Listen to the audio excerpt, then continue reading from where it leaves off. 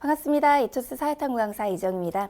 여러분들의 수능 사회탐구 만점을 향해 끝까지 함께 달릴게요. 여러분들 사회탐구 과목 확정하셨나요? 여러분들의 사회탐구 과목 확정과 함께 입시가 본격적으로 시작이 됩니다. 여러분들이 마지막까지 어떤 과목을 할지 고민하고 계셨다면 이 영상을 통해 나에게 제일 잘 맞는 과목을 확정하는 계기가 되었으면 좋겠다는 마음으로 이 영상을 준비했습니다. 여러분의 사회탐구를 같이 공부해줄 저는요, 이지영이고요. 이지영 오피셜 채널에서 저의 종합 채널이 운영이 되고요. 여러분이 수험생이라면 저랑 이지영 렉처 채널에서 더 자주 만나게 될 예정입니다. 맛보기 강의, OT, 교재 언박싱 영상, 커리큘럼 가이드, 그리고 평가원 교육청 해설 강의와 실시간 분석 방송, 스터디 윈미까지가 이지영 렉처 채널에서 여러분과 함께 진행될 예정이니까요. 많은 구독과 좋아요를 통해 여러분 입시에 도움 받으시기 바랍니다. 그리고 저희 각종 쓴소리들은 이지영 쇼츠 채널을 통해서 업로드되고 있습니다. 여러분 인스타그램을 통해서 현강생이 아니더라도 저랑 같이 공부하는 느낌으로 같이 따라와 보시면 어떨까요? 여러분들이 필기 인증, 수강 인증, 완강 인증, 그리고 교재 인증 등을 통해서 저와 함께 스토리를 공유해 주시고 제가 같이 그것에 하트를 누르면서 제가 직접 하트를 누르거든요. 조교쌤들은 제 계정의 비밀번호는 모릅니다. 자, 그러니까 여러분과 함께 호흡하면서 공부하도록 하겠습니다. 또 이재영 조교 계정에서 교재 윗고, 개강, 조교 모임, 또 제자 모임 같은 공지들이 나가니까요. 그 공지도 참고해 주셨으면 좋겠습니다. 자, 그럼 여러분들이 본격적으로 어떤 과목을 공부할 것인지 결정한 데서 가장 중요한 선택 기준들을 몇 가지 말씀드리도록 하겠습니다. 먼저 대형 과목인지를 여러분들이 고려해 보셔야 돼요. 수능 사회탐구 과목은 9과목이 있지만 9과목이 똑같이 유리함과 불리함이 공통적이지 않습니다. 보다 더 유리한 과목이 있고 보다 불리한 과목이 있습니다. 그리고 아주 오랜 기간의 사회탐구를 시험 보는 과정 속에서 여러분 수험생들이 선배에서 후배로 아름아름 알려져서 실제 대형 과목 쏠림 현상이 점점 심해지고 소형 과목이 점점 더 소형화되는 형태를 보여왔는데요. 점점 탑2 과목으로 많은 수험생들이 쏠리고 있고 그 격차가 4배가 넘게 나고 있으니 여러분들이 반드시 대형 과목을 선택하는 게 보다 더 유리하다는 기준을 가지고 계셔야 돼요. 왜냐하면 과목별 선택자 수에서 실제 수능 최종 응시자 수를 기준으로 했을 때 생활관리와 사회문화만 10만 명이 넘어가고요. 3위권 과목부터 3만 명, 2만 명, 1만 명, 4천 명대로 떨어집니다. 왜 이렇게 오랫동안 사회탐구에서 대형 과목 쏠림 현상이 심화되었을지를 생각해 보셔야 돼요. 대형 과목이 불리했다면 점점 여러 과목에 분산됐어야 되는데 오히려 더 집중도가 심해졌거든요. 그 얘기는 탑2 과목이 공부량 면에서도 고득점 면에서도 등급을 맞는 면에서도 여러 가지로 경쟁자랑 비교적으로 생각했을 때도 유리한 측면이 있었기 때문입니다. 여러분들이 국영수에 부담을 주지 않으면서 공부를 할 수 있는 방법, 그것을 여러분들이 잘 생각해 보신다면 적어도 탑2로 선택하거나 아니면 내신과의 연관성을 고려해서 다른 과목을 하나 가져간다 하더라도 탑2 중에서 한 과목을 반드시 넣고서 플러스 알파를 가져가는 게 맞다라는 결론이 나오게 됩니다. 왜냐하면 소형 과목의 경우 산업부터 수능까지 응시자가 조금 빠지는 현상이 나타나요. 어떤 과목을 선택했을 때 점수가 안 나오면 이 과목이 불리해서 그런가 라고 생각해서 하위권이 이탈해서 그 학생들이 대형 과목으로 가는 경우가 많거든요. 하지만 대형 과목의 경우 3월부터 수능까지 응시자가 꾸준히 증가해서 다른 과목의 하위권 이탈자들이 유입되게 되는, 그래서 베이스에 더 많은 사람들이 오게 되는 그런 효과가 있습니다. 2등급 이내가 몇만 명인 것과 2등급 이내가 몇백 명인 것은 너무 다른 얘기입니다. 따라서 여러분 너무나도 선택자 수가 적은 이렇게 7위, 8위, 9위, 10,000명대 선택하거나 4,000명 선택하는 과목은 상당히 위험할 수 있으니 대형 과목 중에서 가져가시거나 적어도 둘 중에 하나는 대형 과목 탑2 중에 선택하는 것이 옳다라는 기준을 꼭 가져가셨으면 좋겠어요. 절대로 아주 오랜 기간 검증된 데이터는 거짓말을 하기 어렵습니다. 모든 과목이 비슷하게 유리했다거나 아니면 3위 이후의 과목이 더 유리한 측면이 있었다면 고르게 분산되는 효과가 있었을 텐데 그러지 않았거든요. 그리고 여러분들이 과목 간 시너지도 고려하셔야 돼요. 이 과목들이 최상의 과목 조합인가도 보셔야 됩니다. 이 과목끼리도 궁합이 잘 맞는 과목이 있고 그렇지 않은 과목이 있어요. 내용의 유사성을 가지거나 공부 패턴의 유사성을 가지는 과목들을 같이 가져가면 아무래도 공부하기가 쉽겠죠.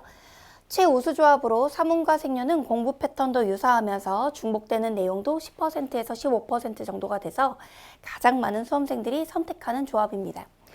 그중 사회문화의 표분석 도표 타임어택이 부담스러운 학생들이 윤리 덕후 조합으로 생활관리와 윤사라는 쌍윤 조합을 가져가고요. 이렇게 되면 중복되는 내용이 45%나 돼서 공부량이 축소되는 효과를 가져올 수 있습니다.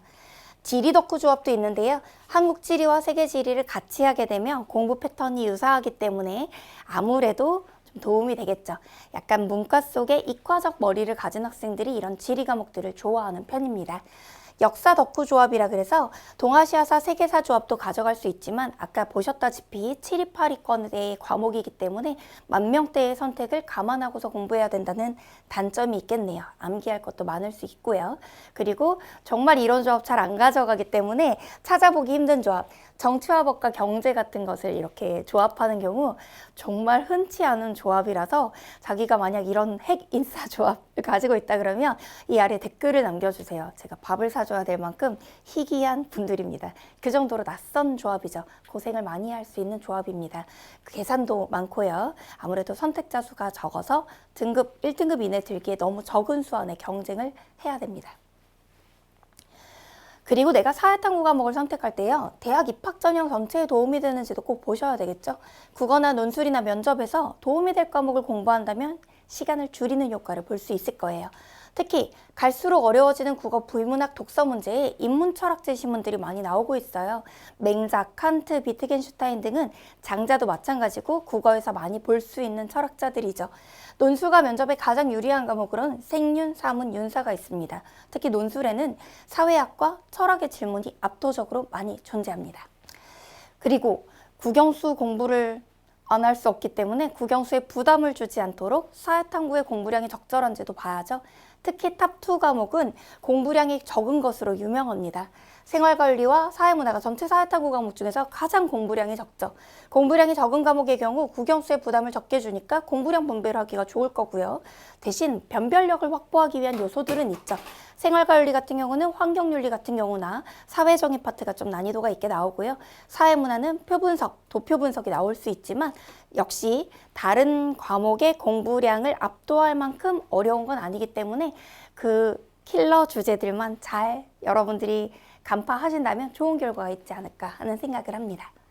그리고 아무래도 표준 점수가 높고 100분위에 유리한 과목을 선택하면 당연히 좋겠죠. 하지만 그걸 예상하는 게 생각보다 어렵다는 게 문제입니다. 윤리와 사상 같은 과목의 경우에는 2023 수능에서는 진짜 어렵게 나와서 표점이 높았거든요. 그런데 2024 수능에서는 만점자가 속출해서 표점이 낮게 나왔어요. 사회문화 같은 경우는 꾸준히 표점이 높게 나왔고 만점 받았을 때 100분위가 유리하게 나왔던 과목이었는데 이 모든 변수를 예측하는 게 생각보다 어렵습니다. 예측이 불가능할 정도로 표점이나 100분위에 대해서는 변수가 많기 때문에 사실 사문, 생윤, 윤사 모두 2024 수능 대비 9월 평가원까지는 정말 어려웠거든요. 근데 수능 가서 난이도 조절이 완전 달라져 버렸단 말이에요. 그리고 어떤 해에 만점자가 속출해서 핵 물 수능이 나오게 되면 그 다음에 그 과목은 또 핵 불이 나오는 경우도 있었어요. 그렇기 때문에 윤사 같은 경우 만점자가 많고 2등급이 증발하는 현상이 나타났기 때문에 2025 수능에서는 윤사가 어렵게 나올 것으로 예상이 또 되죠. 자, 어느 과목이 어렵게 나올지 예상해서 선택하는 게 상당히 어렵다는 걸 우리가 또 데이터로 보면요. 2024 수능에서는 경제랑 전법이 표준 점수 제일 높았거든요. 윤사 세계사가 표준 점수가 제일 낮았고요. 근데 오히려 23 수능에서는 윤사가 표준 점수가 높은 과목이었어요. 70점대. 그리고 동아시아사가 표점이 제일 낮은, 한지도 표점이 낮은 이런 형태를 보였단 말이에요. 자, 그렇기 때문에 여러분 표점 가지고 생각하기보다는 아무래도 내가 내신과 수능을 병행하면서 그래도 상위권 과목 중에 하나를 가져가는 조합이 좋겠죠. 그래도 꾸준히 표점에서 유리했던 과목 중에는 사문 과목이 있습니다. 사문은 아무래도 만점 받기가 워낙 어렵고 전국에서 만점자가 1% 미만인 경우가 많았기 때문에 만점 받았을 때 보상이 큰 과목이기는 합니다. 그리고 내신과 수능 병행 생각 안 할 수 없어요. 내신 과목과 수능 과목을 따로 가져가는 게 상당히 어려운 일입니다. 내신과 수능을 별개의 과목으로 선택하는 건 정말 힘들고 어려워요. 두 과목이 모두 고3 내신이거나 고2에 한 과목을 하고 고3에 한 과목을 하는 그런 과목의 조합이 가장 좋겠죠. 우리나라에 고등학교에 내신에서 내가 고2 때 했던 과목 한 과목 또는 고3 때 할 과목 한 과목을 가져간다거나 아니면 둘 다 고3 과목을 가져가는 게 사실 제일 베스트 조합이에요. 근데 어떤 학교가 너무 이상해서 고3 때 메이저 과목 두 과목 중에 배우는 과목이 없어요. 이럴 때는 아무래도 공부량의 부담이 적은 생류는 내신으로 하지 않더라도 수능으로 가져가는데 부담이 적으니까 메이저 과목 하나랑 고3 내신 과목 하나랑 이렇게 가져가는 방법도 추천드립니다. 사실 근데 무엇보다 내가 좋아하고 잘할 수 있는가도 되게 중요하겠죠. 내가 좋아할 과목, 내가 끌리는 과목도 매우 중요합니다. 자, 생활관리 같은 걸 한번 생각해 보면요. 자, 우선 22년과 23 수능에는요. 1컷이 47, 45점인데 2, 4년에 50이었어요. 2, 4년에 50점이 1컷이었기 때문에 아무래도 2, 5년부터는 다시 1컷이 45점대로 내려가지 않을까 상상해 봅니다. 생활관리는 숫자, 도표, 표분석 계산이 없어요. 국어, 비문학, 논술, 면접, 배경 지식에 유리하고요. 윤사랑 선택시 45%가 중복되고 사문이랑 선택시 15%가 중복되고 고2, 고3에 생륜 없는 학교가 거의 없고요. 공부량이 가장 적다는 장점이 있습니다. 주로 윤리학, 동서양 윤리, 응용 윤리 이렇게 나뉘어져 있고요.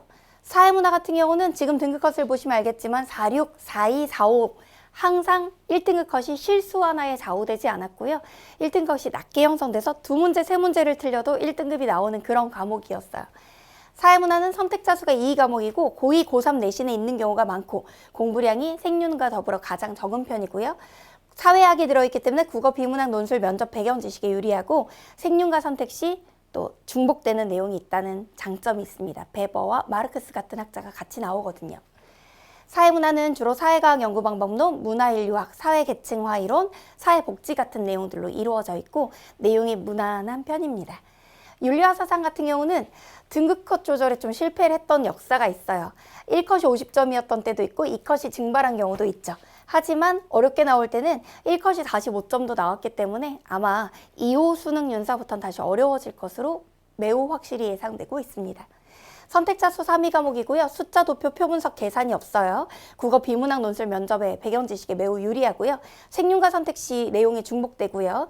대신 공부량은 다른 과목에 비해서 많은 편이에요. 또 매니아층이 좀 존재하는데 여러분이 매니아가 되면 되죠.